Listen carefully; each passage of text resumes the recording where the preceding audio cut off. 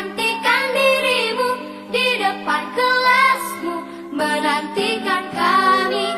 Guruku tersayang, guru tercinta, tanpamu apa jadinya aku? Tak bisa baca tulis, mengerti banyak hal. Guruku, terima kasihku. Nyatanya diriku kadang buatmu marah, namun segala maaf kau berikan.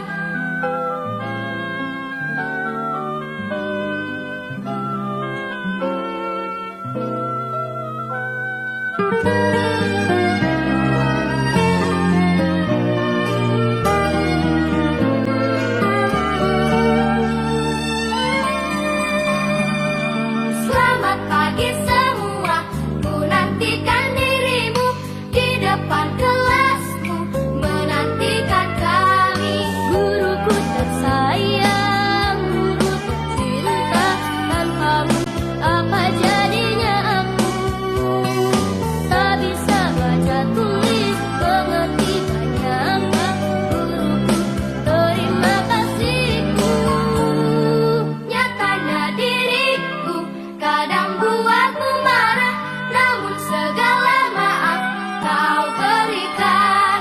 Guruku tersayang, guru tercinta, tanpamu apa jadinya aku? Tak bisa baca tulis, mengerti banyak hal.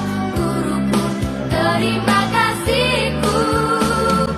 Guruku tersayang, guru tercinta, tanpamu apa jadinya aku? Tak bisa baca. Davi. Tadi aku main bola sama Irsya, kena Fufa di dalam kelas, Oh, terus Tufane kenapa? kena bola, Oh iya, Tufane terus nangis. lah terus Davi kalau bermain bola di dalam kelas itu bener apa salah? Salah. Oh salah. Kalau bermain bola itu harusnya di mana? Di luar, Oh di luar. Terus sekarang Davi besok lagi di mana? nggak ulangi lagi. Oh ndak ulangi lagi. Davi tahu kalau bermain bola di dalam kelas itu melanggar aturan kelas. Berarti besok lagi Davi. Jangan diulangi. Oh, jangan diulangi lagi. Hebat ya, Davi ya. Tos dulu. Oke.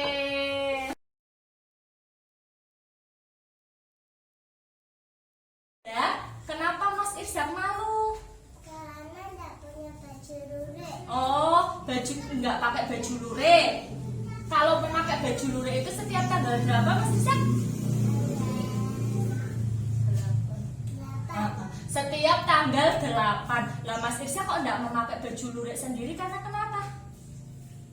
Karena ibunya belum tumbas. Oh, ibunya belum tumbas. Kan Mas Irsya tahu setiap tanggal 8 anak perempuan harus memakai baju ya, yang laki-laki memakai baju lurik. Mas Irsya melanggar aturan sekolah. Berarti besok lagi yang Mas Irzak lakukan apa?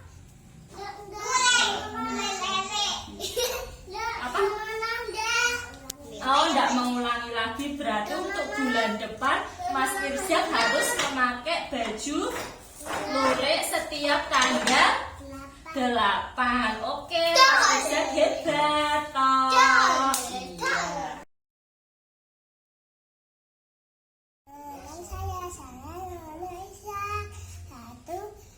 Sekolah TK Bakti, TK A. Karena aku nggak pakai baju lurik, nggak pakai karena belum tumbas. Ibu belum tumbas. Besok nggak diulangi lagi. Terima kasih Bu Guru.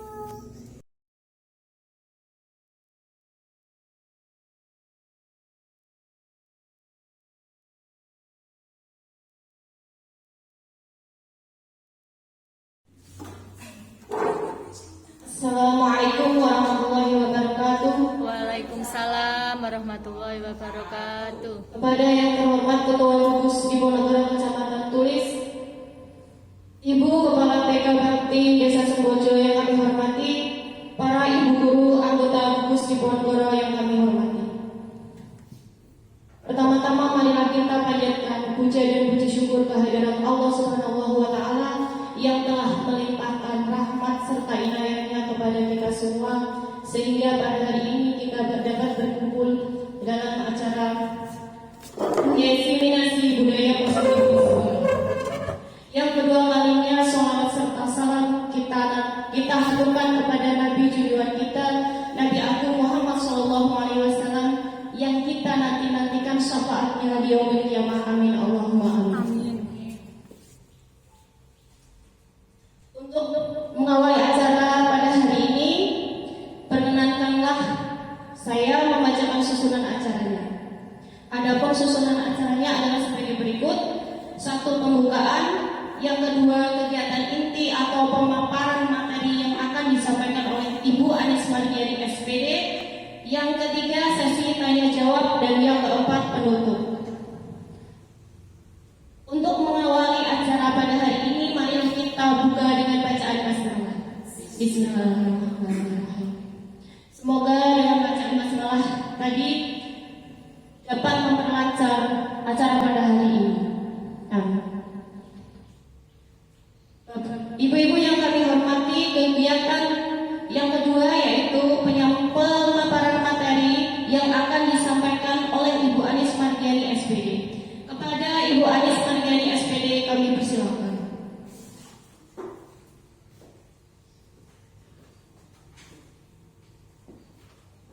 Bismillahirrahmanirrahim.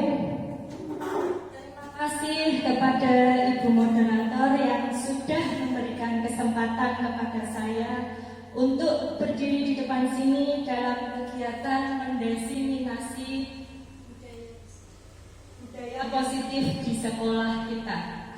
Assalamualaikum warahmatullahi wabarakatuh. Kepada yang terhormat Ibu Ketua Gugus Diponegoro, kepada yang terhormat Ibu Kepala Sekolah TK Bakti, kepada yang terhormat guru-guru semua dari Gugus Diponegoro.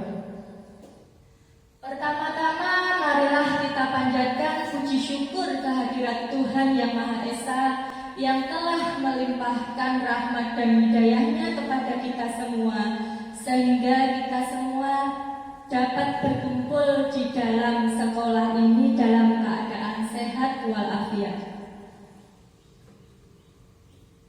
Tak lupa juga kita haturkan salawat serta salam kepada junjungan Nabi besar Nabi Agung Muhammad SAW yang telah kita tunggu syafaatnya di yaumul qiyamah. Amin Allahumma amin. Langsung mawon nggih ibu-ibu, saya di sini akan memaparkan tentang diseminasi sekolah mengenai pemahaman dan pengalaman budaya positif. Selamat datang para guru hebat, mari belajar bersama, berkolaborasi, saling mendukung demi mewujudkan disiplin positif di sekolah kita tercinta. Dalam kegiatan ini saya akan memaparkan tentang budaya positif modul 1.4 di kegiatan calon guru penggerak angkatan 7. Menyebarkan pemahaman dan pengalaman penerapan budaya positif di sekolah kita. Izin melaporkan Ibu KS, alhamdulillah saya sudah melaksanakan pendidikan guru penggerak angkatan 7 dan sudah selesai modul 1 2 bulan ini, Bu. Padahal baru kemarin ya, Ibu Kepala Sekolah mendampingi saya di kegiatan lokakarya pendahuluan. Tapi ini sudah berjalan 2 bulan, Bu. Dan di 2 bulan ini pendidikan guru penggerak sudah menyelesaikan 1 modul. Dalam 1 modul ini ada 3 modul. Ada 4, Bu.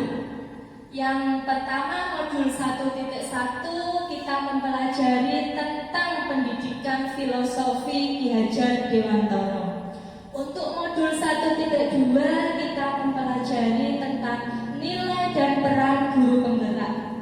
Untuk modul 1.3 kita mempelajari tentang visi guru penggerak, dan di modul 1.4 ini kita mempelajari tentang budaya positif.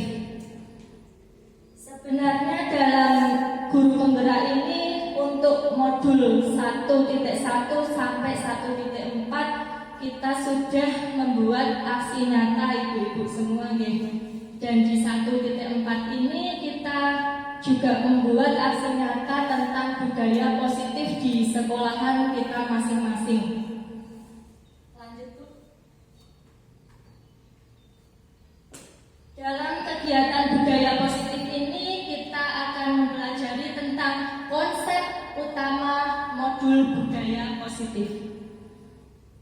Di dalam budaya positif ini ada 6 konsep yang harus kita pelajari bersama-sama, yaitu yang pertama perubahan paradigma belajar. Yang kedua disiplin positif. Yang ketiga kebutuhan dasar manusia. Yang keempat motivasi perilaku manusia. Yang keempat posisi kontrol restitusi. Yang kelima keyakinan kelas. Dan yang terakhir segitiga restitusi. Tujuh. Lanjut, Bu. Kita akan mempelajari tentang disiplin positif. Yang mau saya tanyakan tentang disiplin positif, ibu-ibu semua pasti beranggapan bahwa disiplin itu adalah aturan yang harus kita lakukan. Kalau kita tidak mematuhi aturan, pasti kita akan terkena hukuman.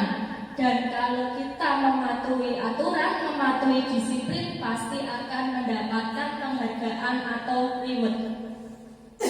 Disiplin positif. Dalam budaya kita, makna kata disiplin dimaknai menjadi sesuatu yang dilakukan seseorang pada orang lain untuk mendapatkan kebutuhan. Kita cenderung menghubungkan kata disiplin dengan ketidaknyamanan. Kata disiplin itu tidak nyaman, Bu, karena kalau kita tidak mematuhi aturan pasti akan terkena hukuman. Sebagai pendidik, tujuan kita adalah menciptakan anak-anak yang memiliki disiplin diri, sehingga mereka bisa berperilaku dengan mengacu pada nilai-nilai kebajikan universal dan memiliki motivasi intrinsik bukan ekstrinsik. Yang ketiga, disiplin positif merupakan salah satu cara penerapan disiplin yang bertujuan untuk menumbuhkan kesadaran serta memberdayakan anak untuk melakukan sesuatu tanpa sogokan, ancaman maupun hukuman. Berarti anak sudah sadar tentang disiplin positif, bahwa anak itu akan melakukan aturan tanpa ancaman atau sogokan. Lanjut, Bu. Sekarang kita akan membahas tentang kebutuhan dasar manusia. Kebutuhan dasar manusia ada 5. Yang pertama bertahan hidup. Yang kedua kasih sayang dan rasa diterima. Yang ketiga penguasaan. yang keempat kebebasan, dan yang kelima kesenangan. Sekarang kita membahas satu persatu tentang kebutuhan dasar manusia. Yang pertama kebutuhan dasar manusia yaitu kebutuhan bertahan hidup atau survival. Adalah kebutuhan yang bersifat fisiologis untuk bertahan hidup, misalnya kesehatan, rumah, dan makanan. Kebutuhan biologis misalnya bagian dari proses reproduksi, termasuk kebutuhan untuk bertahan hidup. Untuk kebutuhan dasar manusia yang kedua yaitu kasih sayang dan ingin diterima. Kebutuhan untuk diterima. Kebutuhan ini dan tiga kebutuhan berikutnya adalah kebutuhan psikologis. Kebutuhan untuk disayang dan diterima meliputi kebutuhan akan hubungan dan koneksi sosial, kebutuhan untuk memberi dan menerima kasih sayang, dan kebutuhan untuk merasa menjadi bagian dari satu kelompok. Untuk kebutuhan dasar manusia yang ketiga yaitu penguasaan. Kebutuhan pengakuan atas kemampuan kebutuhan ini berhubungan dengan kekuatan untuk mencapai sesuatu, menjadi kompeten, menjadi terampil, diakui atas prestasi dan keterampilan kita, didengarkan dan memiliki rasa harga diri. Yang keempat yaitu kebebasan atau kebutuhan akan pilihan, yaitu kebutuhan akan mandiri, menentukan pilihan dan mengendalikan arah. Kebutuhan dasar manusia yang terakhir adalah kesenangan, kebutuhan merasa senang, bermain, dan tertawa. Sekarang kita akan membahas tentang motivasi perilaku manusia. Motivasi perilaku manusia, motivasi merupakan dorongan yang timbul pada diri seseorang secara sadar atau tidak sadar untuk melakukan suatu tindakan dengan tujuan tertentu. Yang pertama yaitu menghindari ketidaknyamanan dan hukuman. Murid melakukan disiplin diri karena dia takut dihukum. Ini merupakan motivasi ekstrinsik. Yang kedua, mendapat imbalan atau penghargaan dari orang